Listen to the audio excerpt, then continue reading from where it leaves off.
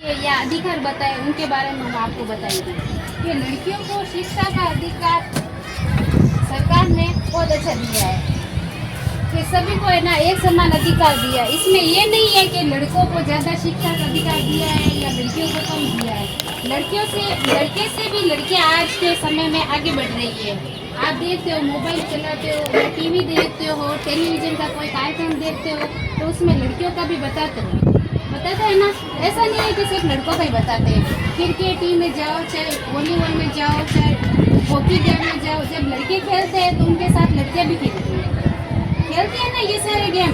तो लड़कियों को सरकार ने बहुत अच्छे अधिकार, शिक्षा के बारे में, खेलने के बारे में सब प्रकार से पूरी सुविधाएं दी है।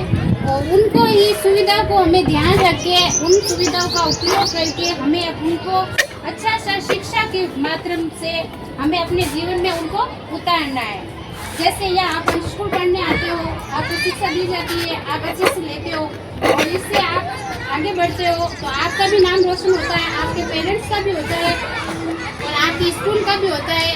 इससे हमारे देश का भी नाम रोशन होता है ना। इसीलिए आपको हमेशा शिक्षा के बारे में अच्छे से अधिकारों को लेके साथ चलना है। सरकार ने अच्छे अधिकार दिए हैं, उनका उपयोग आपको सही तरीके से करना है। और ऐसा नहीं है कि लड़के आगे बढ़ सकते हैं, ये भी आपको सोच नहीं रखनी है। लड़कियां आज के समय में लड़कों से कम नहीं है क्या? पहले के जमाने में था कि लड़कियों को पढ़ाने नहीं देते थे, लेकिन आज के समय में हमारे भारत में भी लड़कियों को समान अधिकार दिए हैं, समान शिक्षा दी है। तो लड़कों से हमें कम नहीं रहना है, हमें भी लड़कों से भी आगे जाना है। आप देखते हो कोई प्रधानमंत्री के पद पे है या मुख्यमंत्री के पद में है, लेडीज भी होती है ना। अभी वसुंधरा राजे वो भी मुख्यमंत्री थी, पहले वो भी एक लेडीज थी ना। अभी अटल बिहारी वाजपेयी थे, पहले वो भी थे प्रधानमंत्री। और अभी है द्रौपदी मुर्मू राष्ट्रपति है ना, वो भी एक लेडीज है ना। तो वैसे आप भी अच्छी शिक्षा ग्रहण करके आगे जा सकते हो उनके आदर्शों पे चल के, शिक्षा को लेके। तो आप भी अगली बार आपने 9th में, कोई 5th में था, कोई 4 में थी, तब आपने अच्छे रिजल्ट बढ़ाए, फर्स्ट डिवीजन आए थे, आप प्रथम स्थान से पास भी हुए थे ना। आगे से आगे आप बढ़ते ही उन क्लास में पास होते। उसी प्रकार हमें अच्छे से शिक्षा का उपयोग करके हमें आगे बढ़ना है और शिक्षा को अच्छे से बढ़ावा देना है। हमारा नाम रोशन करना है, हमारे परिवार का करना है, हमारे देश का भी नाम रोशन करना है और अपने स्कूल का।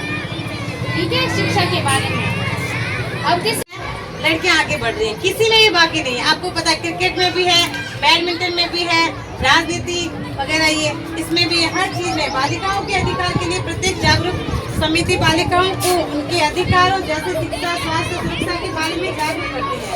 हर चीज के बारे में मतलब बताते रहते हैं। बालिका है मतलब लड़कियां ही। ठीक है, आपको पता नहीं होगा बालिका, कुछ बच्चों को ये पता नहीं होगा बालिका क्या है। बालिका लड़कियों को ही बोलते हैं। ठीक है, सशक्तिकरण समिति बालिकाओं के विभिन्न क्षेत्रों में सशक्त बनाने के लिए काम करती है। मतलब जो जैसे आप लोग तो सिटी में रहते हैं ना, इसलिए आप लोगों को पता है काफी बातें। जो गांव में रहते हैं उनको तो काफी चीजें पता ही नहीं है, उनको अभी भी नहीं पढ़ाते हैं। उनको 9th 10th अगर उनके गांव में स्कूल है 10th तक तो बस वहीं तक करवा देते हैं, उससे आगे उसको पढ़ाने की कोशिश नहीं करते हैं। बहुत से गाँव अभी ऐसे भी है, पिछड़े हुए। तो आप लोग तो फिर भी काफी आगे हो।